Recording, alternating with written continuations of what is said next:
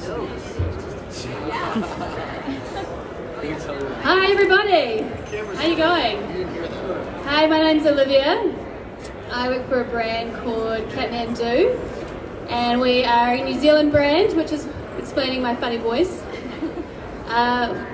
We are, relatively big in the Australasian market. We've got about 167 odd stores, about 50 here in the US. We're quite proudly to say we're a certified B Corp. And I have the very lucky job of managing our sustainability and our community programs. But here, I'm not here to talk about Kathmandu today. I'm here to shed the spotlight on these amazing brands. And we're here really to specifically talk about sustainability communication. You might be a brand that you've been implementing sustainability within your business practice. Kathmandu is one of them. We've been doing it for the past 30 years. But we're pretty new to telling our customers about what we do. And we really want to highlight that today. How can you engage your customers on your sustainability and your community programs? So, enough from me. I'll hand it over to these guys to introduce themselves. Hi everybody, my name is Coralie Kenna and I lead the communications team at Patagonia.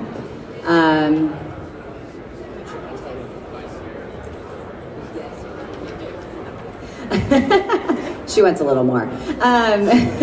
So Patagonia has been around for almost 50 years now, and I think in some ways we're pretty lucky because we have a founder that from the beginning was really committed to doing business differently and doing it in a way that would protect the planet. And so when Yvon Chouinard started our company, it started as a climbing equipment company. He realized that the way he was building the climbing equipment was damaging the places that he wanted to go explore. And so he had to change his business model almost from the very beginning. And that has, I think, really led our company in a way that's pretty different. It's pretty special. I won't go through all 50 years of history on that, but fast forward to last year where we changed our mission statement to, we're in business to save our home planet. And that really guides every single thing that we do. We use that in our hiring, we use that, our accounting team uses that, our IT team uses that, communications, marketing, and of course how we build the products that we make. So really fundamental in who we are as a company. Hi guys, I'm Maddie Baker from Moot USA. We're thrilled to be here, so thank you for having us. Moot has been around for almost 160 years, and as innovation and technology and performance are at the heart of what we do. Being a Swiss-based company, sustainability and these topics are hugely important for the sports that we all love to participate in and are excited to continue to participate in. So sustainability has become a huge part of our business model and what we do, especially in Europe, and that is starting to translate over into our US teams, and we're excited to share some more information on that.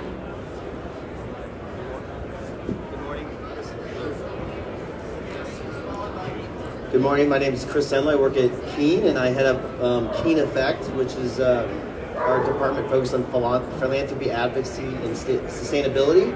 I've been at the company just over 14 years. We're 16 years old, and admittedly, I definitely look to the 50-year-old plus the 100-plus-year-old companies for what they have been doing over the years. They've definitely been great examples of the long, focused effect term, think about sustainability. And so in my role, I head up that department. And, as a 16-year-old company, I think we've tried to emulate those around us, and we have a owner-founder that's very much involved in the business from a day-to-day, so we have a real true North Star, and it makes it very easy to stay consistent with our messaging externally. Looking forward to talking with you this morning. Awesome, thank you guys. Okay, so we're going to go right back to the beginning. So you're a brand, you're starting your journey. There are so many different aspects of sustainability. There's your carbon footprint, there's your community strategy, your CSR programs, your waste, your water, everything. How do you decide on what to focus on when we're talking about comms? How do you decide on what to really shout out to your customers? Do you talk about everything? Do you dial down on a couple of key material topics? So we're going to hear from these brands to see what these guys have done in the past. Sure. I think they just threw me the mic. This is a really easy question, and I have a simple answer. I'm actually kidding. Admittedly, and I'm probably part of the problem. I've been very quietly for nearly a decade working on our specifically. I'm talking about sustainability, supply chain stuff right now, and really focusing on this idea of authenticity and trying to humanize, put like the human person. There's people involved about the supply chain going forward, and been really proud to know that. We feel like there's a comfort level to kind of share the story externally, and we are kind of bringing it forward with this idea of consciously created, but it's kind of opened the door around how we're creating our products and the people that touch them, whether it's in our own offices, in our factories, whether it's around environmental sustainability, or it's talking about social compliance, or even about this idea of consciously created, how we're thinking about, we have a 110-year-old building, and we did a full renovation of it recently, and we threw less than one dumpster into the landfill. Everything was either repurposed. So like it's about this ethos around our company, and depending on how we go to market, it allows our marketing team and PR team some flexibility if they want to go on the social side, or the advocacy side, or the environmental side. And the last thing I'll say is this newer initiative, I wouldn't say it's new, but how you see it as consumers is working really well. It translates really well to our Japanese market. It's working really well in some of our tougher markets, like in Germany or in Scandinavia, which they're pretty smart folks. They know a lot more than I think a U.S. consumer does, and it's actually working really well here in the U.S. from traditional brick and mortar in the Midwest, where I had some meetings with some accounts I'm involved in, and then as well as some more of the obvious like-minded partners like REIs in the world. So it's really great to see that being embraced, and it's approachable. Great, thank you. And for the other two, has there been anything that's really shouted out to you from your customers that they particularly care about and they really want you as a brand to focus your comms on, to share a spotlight on? So the way that we look at these issues, our supply chain and how we build our products, the effect that our products have on the people that make them and our planet, we try to approach the communications through the lens of how we would talk to our friends and treat our community as our equals. We don't have all the answers. We try to be really transparent about what we don't have answers to and how we're solving for them. I think that sort of note of authenticity is really important. And you have to talk about these problems and these challenges for the right reasons. They can't just be for marketing hype or something like that. It has to really be because you are actually trying to solve for it. Recently, there's been an increase in organic farming, and we're trying to take our community on this journey of your clothes are actually grown. We don't think of it that way, but a lot of the materials that we use are natural. And talking to people, talking to our community about what conventional chemical agriculture is doing to our planet has really been resonating recently. And probably that goes hand in hand with the increase in interest in buying organic food. So that's been an interesting place to collaborate with our food division and really bring those topics to life. And last one for you, Maddie, on this topic. How do you align your sustainability comms while staying true to the uniqueness of your brand when we're all fighting for the same message? Oh no. Oh, here we go. I think for Moot, we fight with this a lot. Being a very technical and performance-driven brand, it's hard to say, hey, the products that may work really well for those things are not necessarily sustainable, and we want to find solutions. So I think, similar, like, bring in the experts, talk to people, continue to have these conversations, and create a roadmap that allows you to, hey, this is working well for somebody like Patagonia, let's start integrating this. I think collaboration within this space is so important to reaching those goals and saying, oh, you're finding new materials that are helping our planet. Ultimately, we have the same goals. Let's bring that into our collection, and let's start looking at those things where we can say, this is going to perform well, but it's also sustainable. Okay, now moving on to communicating the value of what all our brands stand for. You know, today we all struggle with the decision of convenience and often the high environmental impact of purchasing convenient products, convenient fashionable items, versus buying something that might be a bit harder to get but has a more positive environmental impact. Often there are costs associated with that. There's a higher cost of production because you're paying your workers more, you're using more sustainable fabrics. But how do you communicate that value to the customer? How do you really get them to hand over that extra couple of dollars when everyone's budgets are tight so that they buy your product over, say, a fast fashion item? Yeah, so I think this is probably the most important thing, right, is how we can all work with our customers and our communities to be more conscious consumers. And, you know, I think it's really important to be honest. If you're buying a $2 t-shirt, there's a really good chance that t-shirt was made in a really crappy way. The workers were probably exploited and they probably left a really big footprint behind. And I also think we need to be really deliberate about encouraging people to buy products that last. And I think one of the more important programs that we have at Patagonia on this is our Worn-Wear program. We want you to bring in a jacket that you love, and we want to fix it for you rather than encourage you to buy a new product. We've expanded this program in recent years, and now we're buying back stuff. So if that jacket isn't working for you anymore, but still pretty good, we clean it up and we resell it on wornwear.com, and it's a great way for us to reach new people and keep our stuff in use longer, which is ultimately the goal. Also late last year, we introduced a new line, Recrafted, which is upcycling our clothes and turning them into something new. And here in the area, if y'all are around, go to our new store in Boulder, which is only selling Worn-Wear stuff, which is pretty amazing. It's only going to be around for a few more weeks, but go check it out.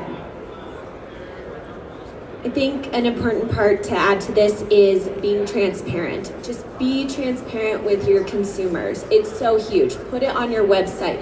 We don't all have the answers, but that's why these conversations are so important. So say, hey, these are the steps that we're taking. Come be a part of it. Join it. Understand what we are trying to do and the impact we are trying to have.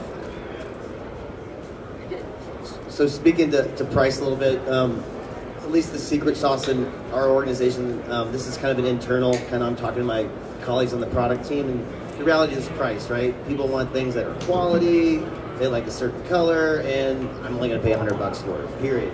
That's great, you have environmentally preferred leather or organic cotton, nice to know, right? Thanks for telling me.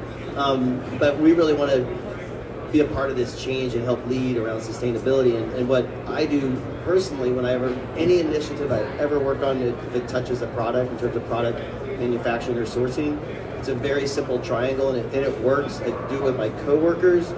I do it internally, externally, with whatever it's a retail partner or a selling, like with a sales rep or Chinese, Thai, anywhere we go in the world. It's like this idea of safe, effective, and affordable. I'm kind of the safe guy.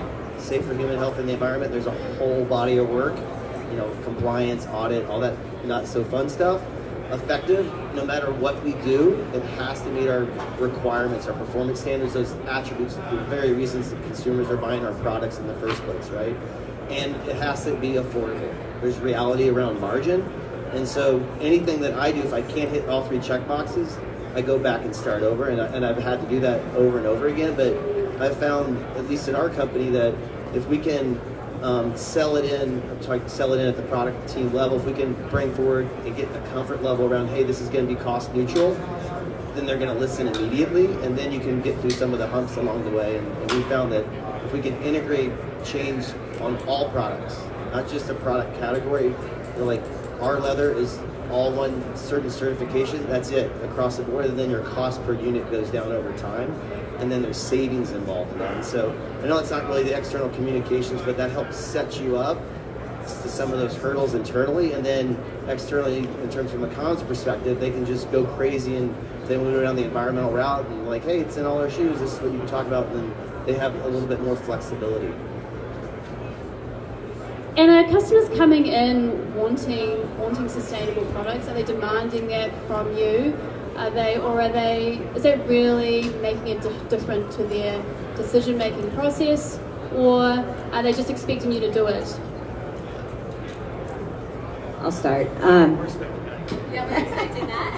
I was going to say, for us, I think there is an expectation built into our brand, and that makes it challenging, right? Because we want to be honest where we think we're falling short or where there's still an issue. But yeah, I think there is an expectation when you see our label that it's going to be a durable product that was built well and that was built to last, that was built for really extreme and difficult conditions, and that it was built with a lot of care for the planet. And so that makes things really difficult on our product team, but we really work hard to meet those expectations.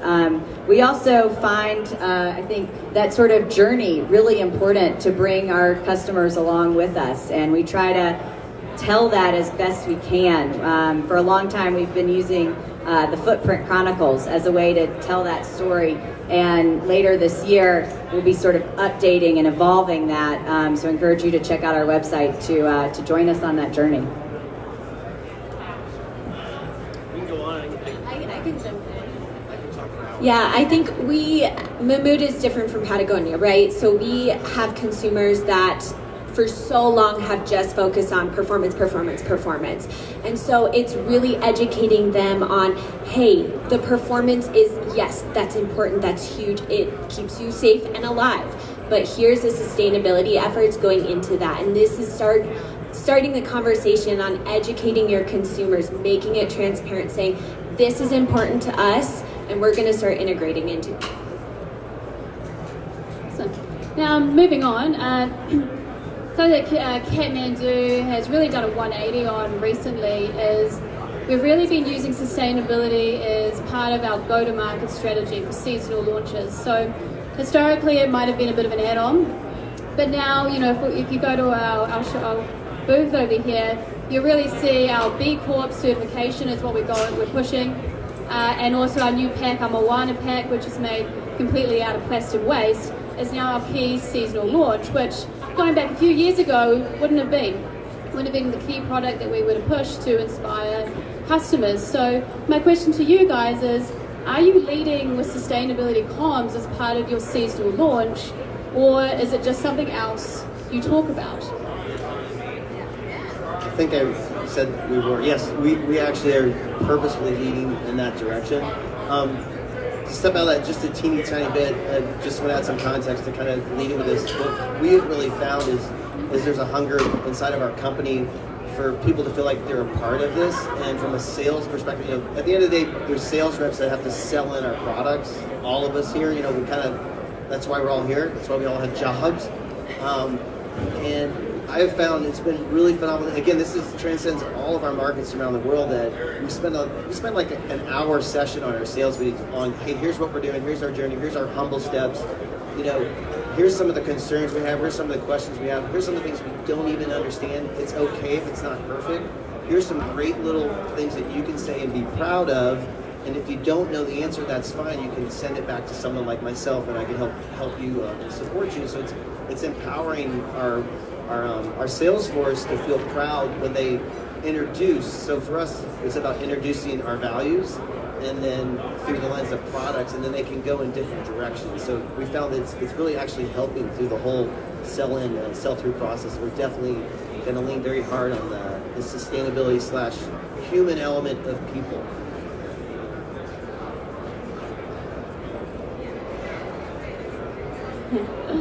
Okay, so now I'm going to move on to the really tough topics: plastics, carbon, and CSR. This is what I get really. Yeah, I know. We all had coffee this morning. This is what I get really, really excited about. So, hey, we all know plastic is an issue. 8 million metric tons of plastic gets thrown into our ocean every year. By 2050.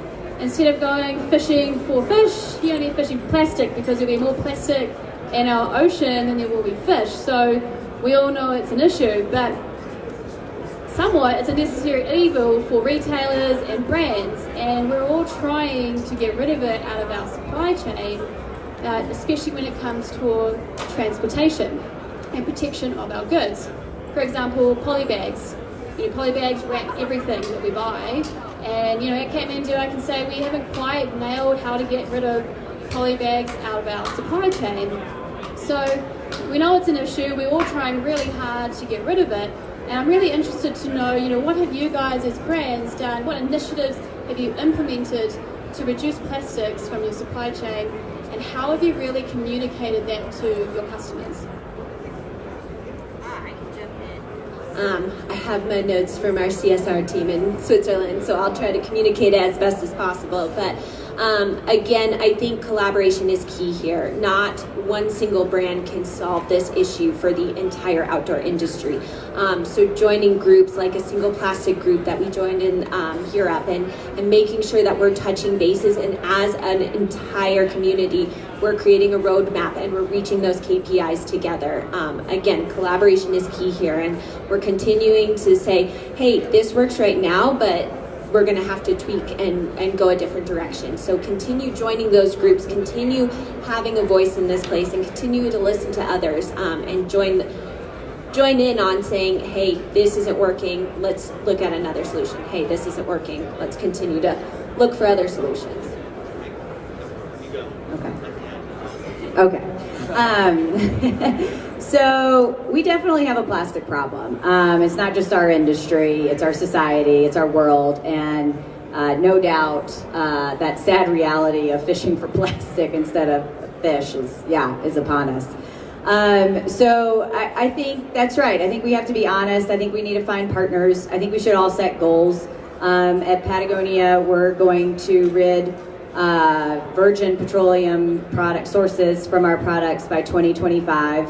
And that's a really important thing to do. I think we also have to look for ways to use the plastic that's out there.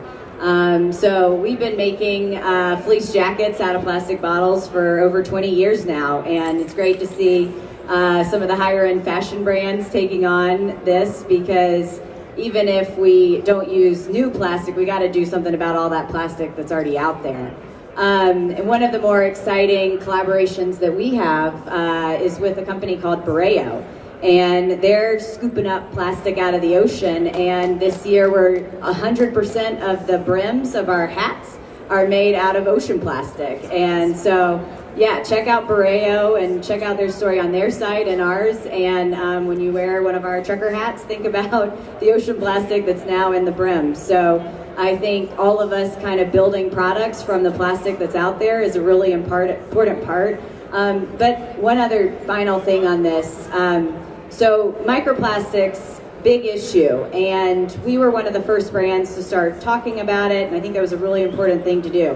Unfortunately, it's kind of turned into the fleece jacket problem, when it turns out that most of the microplastics actually come from the cars, the tires, that shred and then end up in our oceans. And that doesn't mean we're off the hook for solving for this problem, but just remembering sort of all of the different sources for how these microplastics end up in the ocean. And we should take a lot of care with the products that we build and how we then use them in our life, but also think about all of the other sources of plastic that you encounter throughout the day and what might be ending up in the ocean.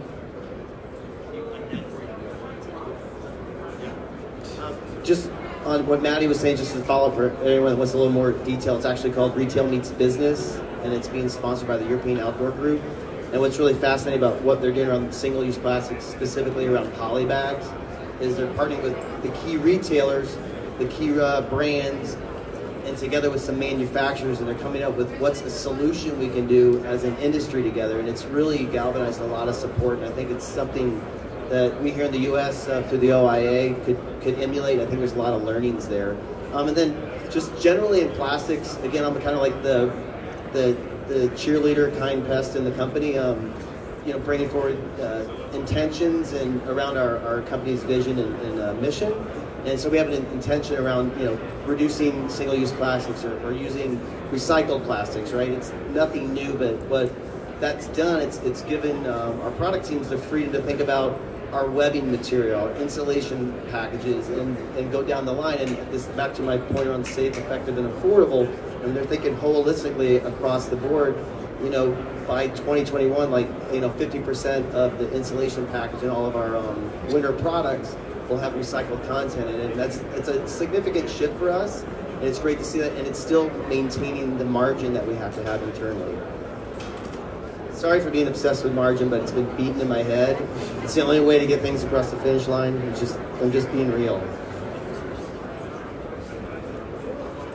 Okay, now we are going to crush carbon. So, climate change is real. We all know it's upon us. I said I'm from New Zealand, and in our part of the world, we are in Australia experiencing extreme fires, and then which I hope you're aware of. And then the next day there's hailstorms which are destroying cars. So it's a sad reality. We've got climate strikes happening around the world, and Greta Thunberg just made Time Person of the Year. So it's upon us.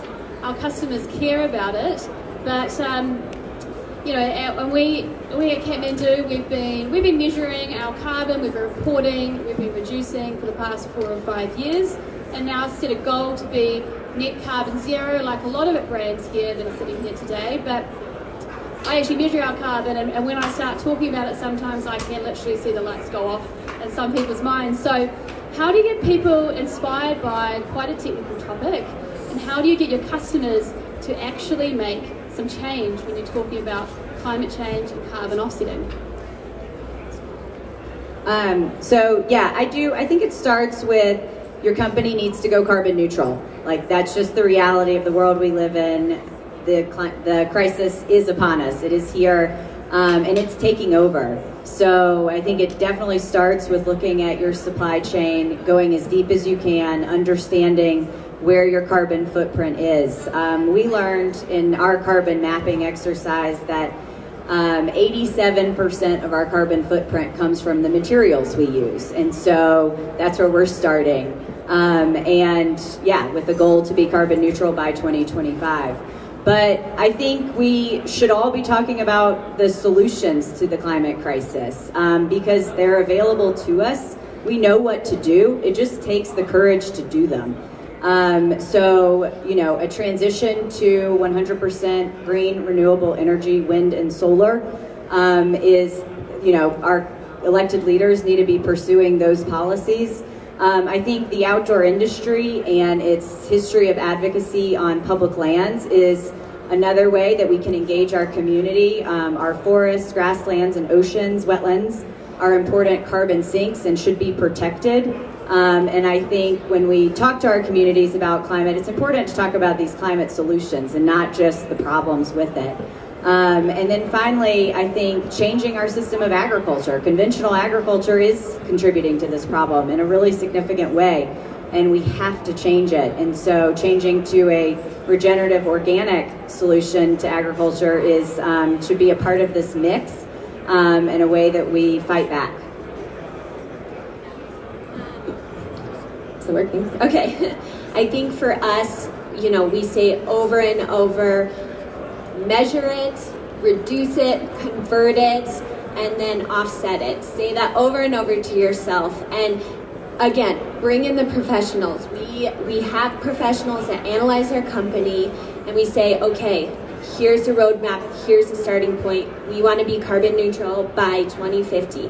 And again, people like Patagonia are saying, nope, that's not good enough. And that starts the conversation. And then we say, okay, our roadmap starting point is here. Can we do better? And just go back to that. Measure, reduce, convert, and offset. And look at where you guys are using different technologies, different innovations, and start incorporating that. We do it together, and it's a collaboration. I might ask another question on this topic, actually. We could talk about the issue and how we tackle it, but how do we do it through storytelling? So, at Kathmandu, we offset at a place called Hiniwai Reserve, based in the Banks Peninsula of beautiful Christchurch, where I am from, and we do it through native restoration. We don't really tell that story, we actually tell about the program, the people that do it, and we use that to really share that message. We do it through a storytelling lens. So I was just wondering, have you guys used storytelling to really help communicate this key issue we're all facing? No. And how? I mean, no, in all honesty, it depends on the market, really. It's obviously politically divisive in this country. I don't need to say that to anyone that lives in the United States. It's real, whether we like it or not, and Keene sells a lot of products across the political divide, pretty much a 50-50 split. And we do a lot of sales in the Midwest, and you can make assumptions about that. I'm from Indiana, so I can make assumptions. But there's a real challenge in this country specifically to call out words climate change and climate action. I think groups like Patagonia that have had such a long vested interest publicly about it, stand really strong. And I wish we could do what they could do. We just don't have the comfort zone for it because we get some super gnarly feedback. And I know we do across the board, and so it's a real challenge. So what we're doing, to Corley's point, was talking about this idea of climate solutions. In the United States, I think you're going to start seeing us talk about it a little bit more, even just saying it out loud, which is kind of it's good for me to be able to feel comfortable to say that in my role in the company to you as people in the audience. And but on the flip side, we lead with that voice in our Japanese market. It works really well. They see it very differently. We're trying to think of ways that they can be involved and educate them. So that's kind of our take on it. Love to be louder, and I know you want to follow up on that. Sorry, I'm desperate to jump in here. So I agree. I think here in the U.S. and Australia, the climate change has become political. But here's the deal. Climate change is only political if you think the facts are debatable. Because it's not inherently political, turns out. 99.5% of scientists agree it's real. It's not inherently a political issue. And I think it's really important that we talk to our communities this way. I think businesses have a way to cut through politics and these really polarizing issues in a way that our elected leaders can't and that nonprofits can't. And it's our responsibility as responsible companies to do just that. We're pretty bold this way, but we think it's really important to call out, just a little bit, to call out climate deniers, because guess what? Those guys don't deserve the jobs that they have. And so we should all make it really clear that climate deniers don't belong in government. And we find film to be one of the best ways to do storytelling around this. Stay tuned for a feature-length film on public lands from us this year.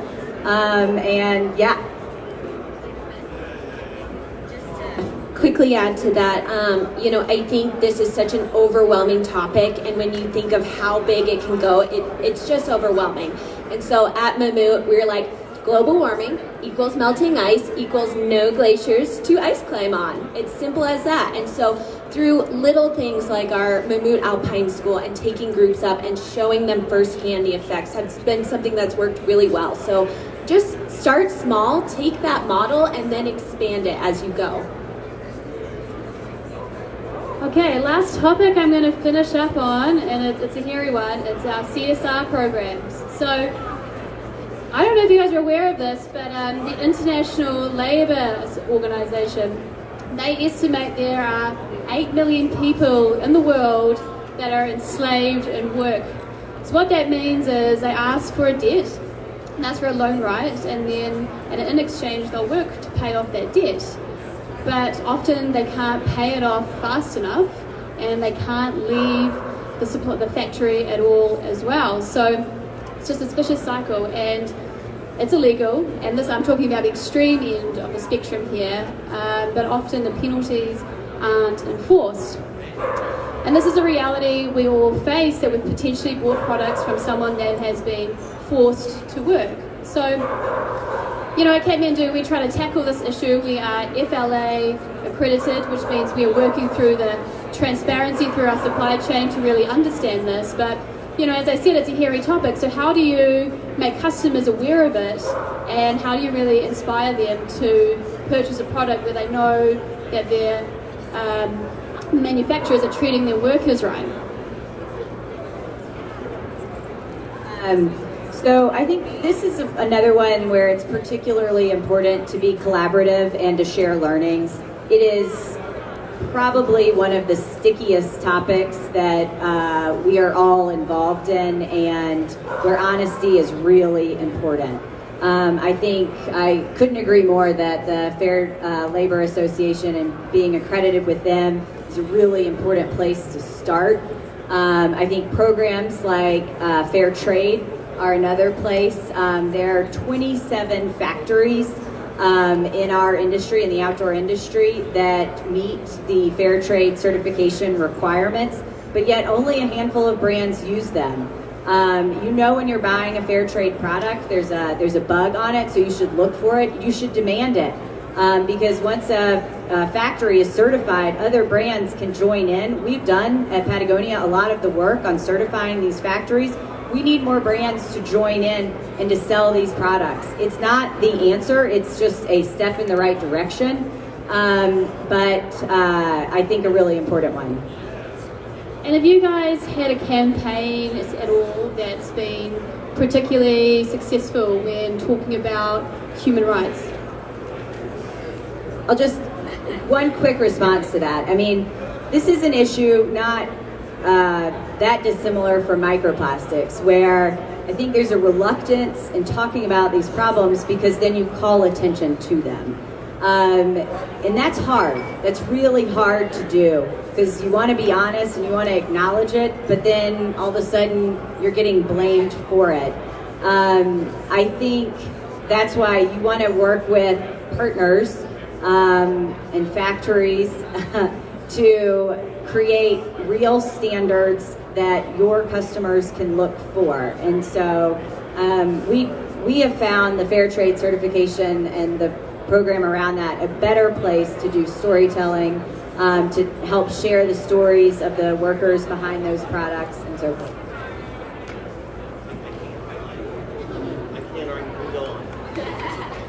Okay, I might actually throw it out to all of you now. So I've been asking a lot of questions. So does anybody here want to ask these guys a question? I can see one. I'm going to come over.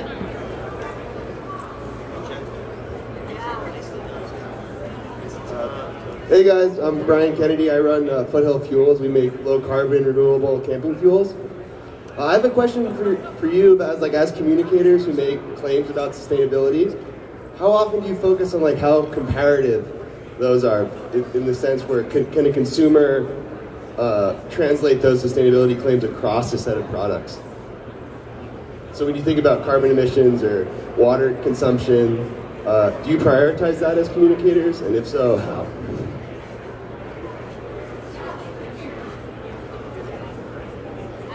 I think we're still confused on the question at hand. Okay, yeah, apologies. Yeah, so I guess my question is, often sustainability claims can be made in isolation. As a brand, we're doing this. Where I think a lot of the value in talking about sustainability is its comparative power. So as an industry, we're getting to here, or you can compare my brand to this brand because I'm doing this. So is that a little more clear? Yeah. Okay, cool, thank totally. you. It does make sense. So, yeah, and I think this gets really tricky, and I'm always sort of getting on to some of my colleagues because they're like, we have X number of, for instance, fair trade styles. And I'm like, that number doesn't really mean anything to anybody. We have more fair trade styles than any other apparel brand. That's something you can wrap your head around, right? And I think the other place where this comes in is recycled materials. We're moving towards using this term preferred materials, where we want to have, and with that is okay, what is preferred? How do we explain that? That's recycled, that's organic. And making sure that people get, when they buy our products, that's what they're in for. Is that what you're looking for? Yeah, I think to add to that, as a whole, we're working towards methodologies that can be standard across the industry, and that's an area where we can come together as brands and continue to push that forward to say, hey, these are the standards that we feel like as a whole group we need to be reaching, and how do we do that together? As an example of how that is coming to life, we're not in Germany right now, but there's a German retailer called Globetrotter, and they're using a standard called the greener choice, and there's criteria, and if you hit 4 out of 10, It's a little bit of an honor system. There's not a formal audit behind it, but there's certifications and standards, very similar to what REI in the United States is doing. And so they're trying to take these specific attributes and then ladder up to recycled content in our stores or fair trade certified in our stores. And so it's helping to kind of connect the message, what they're doing holistically. And I think things like that, you're starting to see a lot more of that to kind of make sense at a broader level across the industry. Another question over here.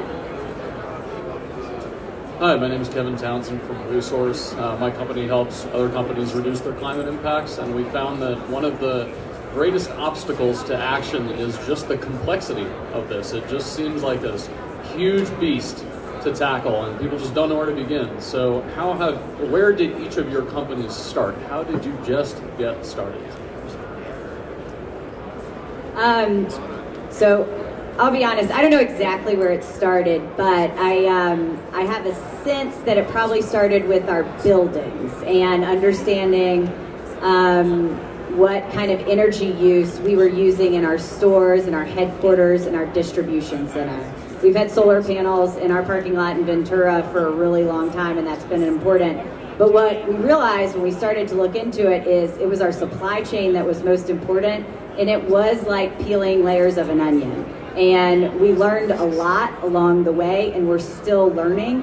And that's really important. And I think when you look at claims about carbon neutrality, you have to really dig in. Are they talking about the products that they make and all the way through their supply chain, or just to a certain point, or just the buildings? So it's a great question, and it is one of those things where the more you do, the more you learn, and probably the bigger your carbon footprint is. Yeah, say the same thing, supply chain. Start there and start digging and unpacking there.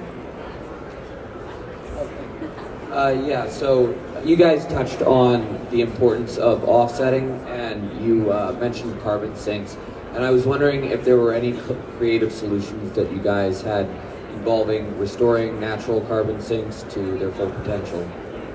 Yeah, so I think one of the newer areas in this space for us has been this commitment to regenerative organic agriculture. What we're learning is that the way that we farm currently is destroying topsoil, and soil can be a really great place to store carbon.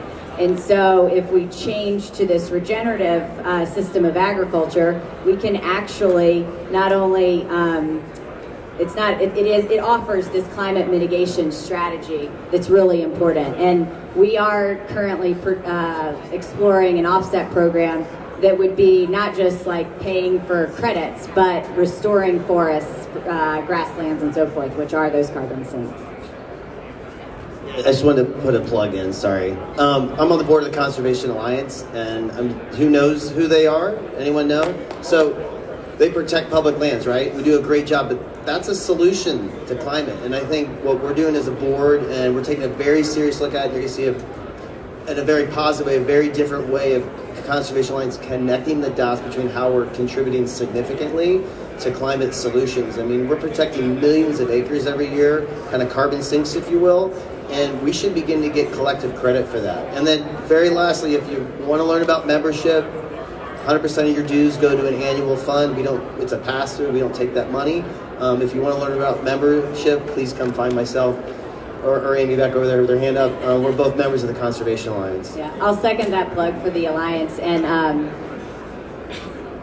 also just say that this issue of public lands and climate change, people don't think of it, but it's a bridge builder. And back to climate being a really political issue, if you're trying to look for an inroad with more conservative members of your family, those uncles that are climate deniers, talk to them about public land protection and you might get somewhere.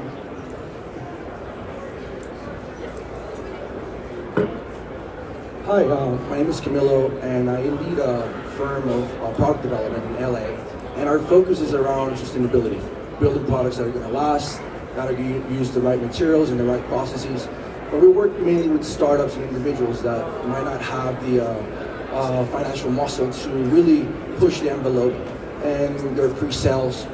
So how does your company work, you mentioned Burrell, with companies, organizations, or firms to develop new products and really push innovation? And to expand my question, also, how do you work with other groups such as scientists to sponsor them, to keep doing this, to keep supporting this trend that is really important in the end?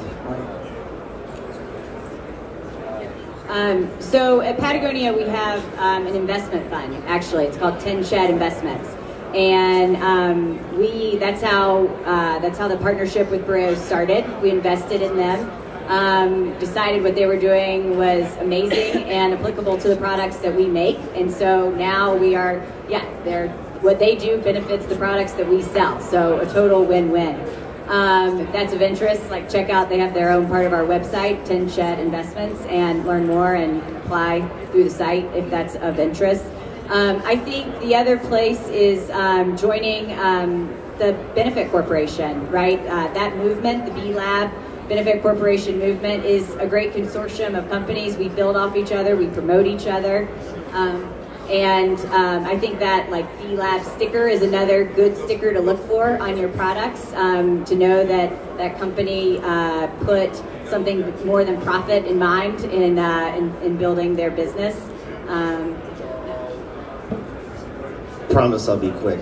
Just from a product development perspective, I think an interesting, effective, cost-effective specifically, again, I'm fixated with that word, that's just reality. And where I work is build in compliance standards. So look for the highest standard, whether it's the European Union REACH standard around chemical integrity or California Prop 65. Find the highest standard globally and build the products towards that. And then you can, it's like something you're selling is look guys, you can get this product anywhere you sell it, import it. You're going to meet that standard, so you're covered on compliance. And so don't, bigger companies can play the game we're selling to this market, we'll make products this way. We're selling, our size company can't even afford to do that. You can kind of build that in from inception. Pairs of pants, right? It's that messaging. For the most part, our research has determined the Hager guy, which is 45 years old to death, wants to recycle, doesn't really care that much. He could be in the denier, maybe he's a flat earther, I don't know, I'm sure there's people here.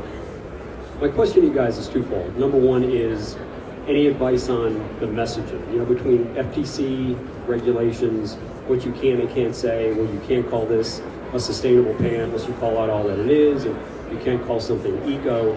Any words of advice there, number one. Number two, what do you guys think about, and I thought about this over the holidays, the number of packages that show up. We talk about plastic, we talk about this and that. Do the three of you refuse to buy e-com? I curb my e-com just because of, you order something from Amazon, and I hope they're not here, or maybe they are here, I hope they are here. This giant box shows up, and the GoPro is in there, and the GoPro is this big, and it's surrounded by peanuts and plastic. So just your personal thoughts on that, but more important one is the messaging part. Thanks. I'll kick it off. I think for us, what we've really focused on and really delved into is educating the retail staff on what our initiatives are. And apart from big message marketing, that's been a great way for us to have kind of entry point into those consumers, is saying, hey, while our reps are clinicking, we're going to dedicate a lot of time to educating you on what we're doing in the sustainability realm. And I think it goes back to, hey, if you're transparent as a company, there's nothing to hide, right? So you can't say, oh, there goes my nose.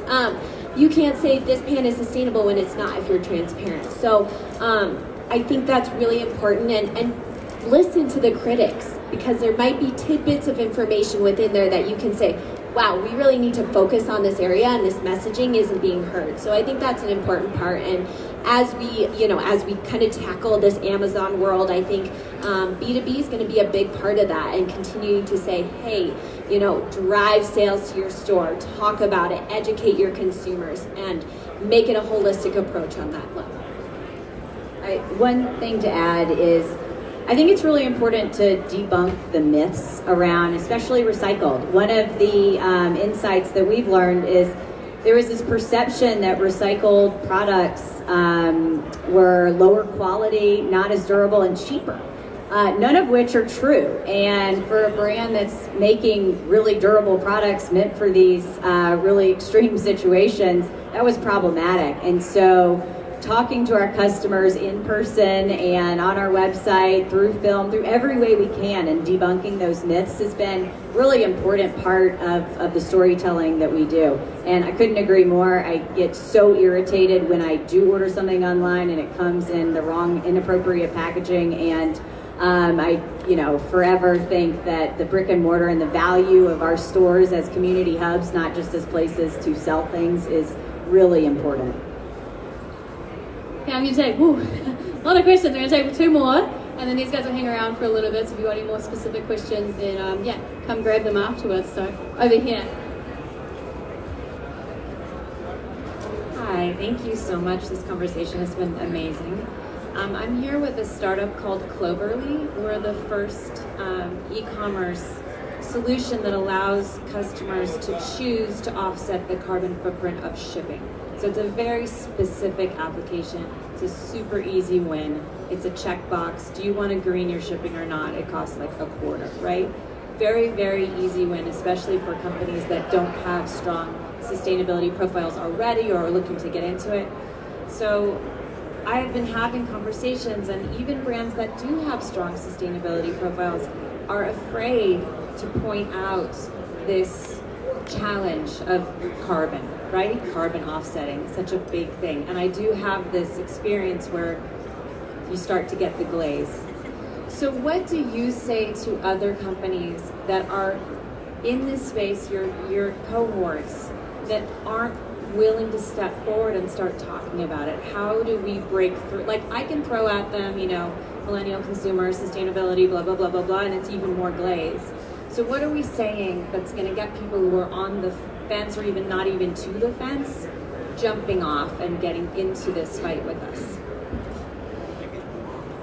I can't believe I'm getting ready to say this. UX, does anyone know what that means? User experience, right? That's kind of a big deal in the e-com world, specifically what you're talking about. And I'm just being learned, so I'm talking about my own company right now. So we haven't been doing the carbon offsetting thing. We're going to add it on actually pretty soon. It's sad we haven't done it before. We're not afraid to do it, but we just haven't done it. And we're realizing there's user experience, and it's a great avenue in the shopping cart to kind of reaffirm your company's values, and it's not expensive. So we're looking, that's just an anecdote of kind of what we're thinking about the whole user experience and how sustainability or sustainability attributes or values, whether it's the philanthropy or advocacy, how that can play into the user experience on our website. And just back to the other gentleman's question, on a personal note, I'm the kind of person that walks in the store and buys stuff at full price. Even though I can get all these pro deals, I still go to the local store. I'm just that kind of person. It has nothing even to do with packaging, but I like local stores. Just had to say that, sorry. I think this conversation is becoming more upfront and a bigger topic. I think, for brands, even Moot, who has been in the sustainability game for a long time, our focus was reducing and not so much on offsetting. So it was like, hey, let's nail these points first before, trying to spread our bandwidth and not get it right. And I think as more companies jump on and say, nope, this is a topic, you're focusing on it, I think as a whole the industry is going to start moving that direction, and it's going to be a topic at mind. Okay, last question. I think you're right. Okay. Last one, and then come up to our panel if you've got any more. Thank you so much for this panel, and I love hearing about sustainability and then coming up with solutions for the plastics and the materials and stuff like that. I think it's really important that when we talk about the environmental issues, we talk about the human rights issues, and I'm really excited to start hearing brands talk a little bit more about fair trade. And we need, as consumers, it's really important for us to ask who's making our clothing. The environmental crisis will are hitting marginalized communities. We need to keep that in mind, and thinking about who's making our clothing. Corley, you had mentioned that there's a list of brands that are fair trade certified. Where can we find that? So, on the Fair Trade USA website, they list them all, and most brands I think do a decent job of putting that bug on the product. So looking for that is really important. There are other fair trade type programs out there. I think it's important to do your research, figure them out.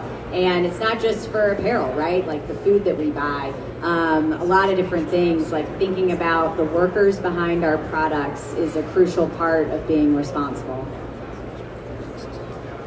Hey, thank you everybody for being here today. A big round of applause to yourself and for our panel. Really great questions, really tough ones. You know, it's in a very